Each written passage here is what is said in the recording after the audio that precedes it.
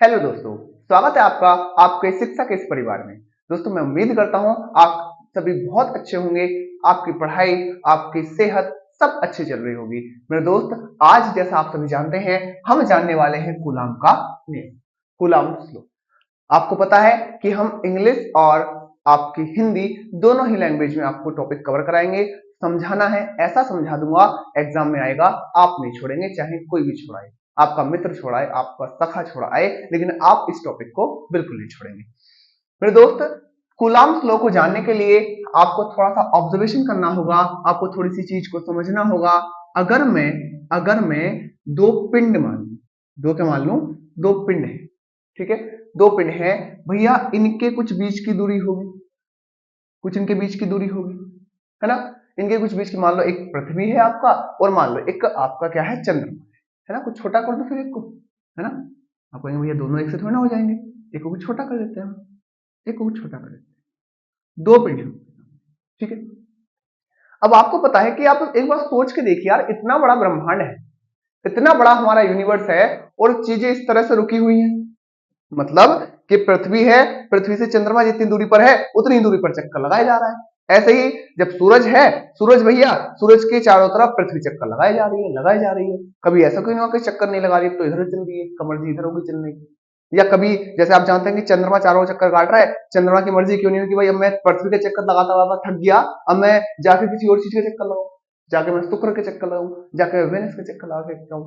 मेरे भाई ऐसा क्यों नहीं हुआ, इस बात को समझिए। आपने दो चीज तो बड़े अच्छे से जान रखी होंगी। पहली तो आपका आकर्षण बल मतलब अट्रैक्शन फोर्स, और दूसरी आपका प्रतिकर्षण बल मतलब आपका रिपल्सन फोर्स। क्या आप बड़े अच्छे से जानते हैं? अट्रैक्शन फोर्स और रिपल्सन फोर्स, आप एक दूसरे को अच्छे से जानते हैं चीजों या नहीं? मतलब आकर्षण प्रति आकर्षण बल मतलब अपनी ओर चीजें आपस में जुड़ना, प्रतिकर्षण मतलब दूर दूर भागना। दोनों शब्दों को आप जानते हैं मेरे दोस्त। सेम प्रोसेस इसमें होता है क्या कि भैया आपका दोनों ही पिंडों के बीच में या तो आकर्षण आकर्षण या प्रतिकर्षण प्रतिकर्षण बल कार्य करना होगा। मतलब अट्रैक्शन और रिपल्सन फोर्स आपका वर्क कर रहा होगा दोनों के बीच में। अब मान लीजिए ये कोई आपका एक पिंड है और ये पिंड है, एक पिंड इधर भी है भैया। अब एक बात मुझे बताओ, इन दोनों के बीच में एक फोर्स अप्लाई हो रहा है और इन दोनों के बीच में एक फोर्स अप्लाई हो रहा है। मान लीजिए ये इसको इधर अपनी ओर खींच रहा है और ये इसको अपनी ओर खींच रहा है, तो ये किधर जाएगा? जब फोर्स बराबर लग रहा है, पहले से कांस्टेंट फोर्स रखा हुआ है आपका, लगातार बराबर फोर्स लग रहा है आपका, तो अगर ये इधर खींच, माने दो दोस्त हैं आप, दो दोस्त मतलब तीन दोस्त हैं, तीन में से एक बीच में खड़ा है। अब एक हाथ पकड़ के इधर खींच रहा है, एक हाथ पकड़ के इधर खींच रहा है, तो बीच वाला कहां जाएगा? बराबर फोर्स लगा रहे हैं, मतलब इधर वाले बराबर फोर्स, इधर वाले बराबर फोर्स, खड़ा रहेगा बेचारा बीच में, ना इधर जा सकता है ना इधर जा सकता है।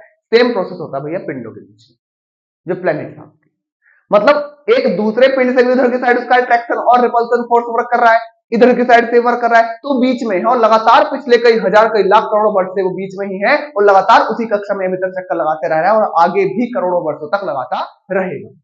बात समझ में आगे के नहीं आगे की, है ना। किस प्रकार से स्टेबल है, सब कुछ यूनिवर्स में एक जगह टिका हुआ है, लगातार एक ही जगह घूम रहा है, दूसरे चक्कर नहीं, मतलब एक तरह से अपनी कक्षा को छोड़ के बाहर नहीं जा रहे हैं। चीजें पिंड, क्या इतनी बात आपको क्लियर होगी? हाँ, अच्छे से हो गई होगी। अब भैया दिमाग में एक बात आई, गुलाम साहब के, एक गुलाम नाम के व्यक्ति थे, साइंटिस्ट। इनके भैया दिमाग में 19th सेंचुरी के आपके साइंटिस्ट थे ये, इनके दिमाग में बात आई कि भैया ऐसा फोर्स लग तो रहा है, लेकिन फोर्स लग कितना रहा है ये भी तो पता होना चाहिए हमको। हर एक पिंड के बीच में कितना फोर्स वर्क कर रहा है, कितना फोर्स वर्क कर रहा है, ये भी तो हमको पता होना चाहिए। बात समझ में आ रही है? कल मैं आपको चार्ज के बारे में बता चुका था, कल के लेक्चर में मैं आपको चार्ज के बारे में बता चुका था बड़े अच्छे से, कोई डाउट वाली चीज नहीं थी। ठीक, आज हम चीजों को आगे बढ़ाने जा रहे हैं। ये आपका बेस कंप्लीट हो चुका है। अब आपके लिए कूलाम का नियम कुछ भी नहीं बचा, कुछ भी नहीं बचा। कूलाम साहब ने कहा कि भैया जो फोर्स वर्क करेगा, क्या वर्क करेगा? फोर्स। मैं आपको पिंड बना देता हूं यहाँ पे, एक पिंड आपका ये है ना, दूसरा आपका ये है भैया। मान लीजिए इस पे Q1 चार्ज है, कितना चार्ज है? Q1। और भैया इस पे चार्ज कितना है आपका? Q2। चार्ज मतलब आपका आवेश, Q1 Q2 मैं आपको बता चुका हूं, आवेश मतलब चार्ज। मान लीजिए इनके बीच की दूरी कितनी है भैया, आर है। कितनी दूरी है इनके बीच की, आर दूरी पर दोनों रखे हुए हैं।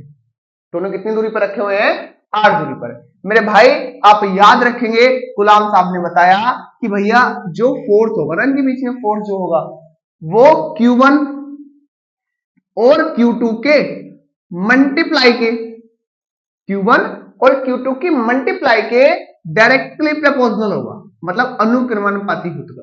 इस निशान को क्या बोलते हैं आपको पता है ना, ये निशान होता है आपका क्या है, अनुक्रमानुपाती। हिंदी में अनुक्रमानुपाती, क्रमानुपाती, और भैया इंग्लिश में आपका क्या, डायरेक्टली प्रोपोर्शनल। डायरेक्टली प्रोपोर्शनल इसका अर्थ क्या होता है इस निशान का, इस निशान का अर्थ होता है कि अगर मैं इस सामने वाली वैल्यू को बढ़ाऊंगा तो ये वाली वैल्यू भी बढ़ती चली जाएगी। ठीक है, अगर अगर चार्ज को बढ़ाया जाएगा, चार्ज आवेश को बढ़ाया जाएगा तो भैया फोर्स भी लगातार बढ़ता चला जाएगा, और आवेश को घटाया जाएगा तो फोर्स भी आपका घटता चला जाएगा। यहां तक कोई दिक्कत परेशानी आपको नहीं है मेरे दोस्त। पहली बात तो इन्होंने यही बताई तो होगी पहली इक्वेशन आपकी। मैंने आपको लैंग्वेज लिखवा दी, समझ लीजिए। लैंग्वेज में आपको लिखना है कि कूलाम के नियम के अनुसार, according to Coulomb law, Coulomb के नियम के अनुसार दो पिंडों के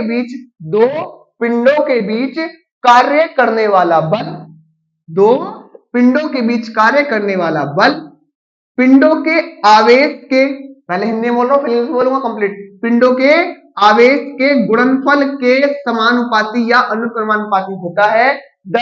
है ना, according to Coulomb's law, according to Coulomb's law the force applied between the two objects, the force applied between the two objects is directly proportional to the multiplication of the both charges, multiplication of the both charges।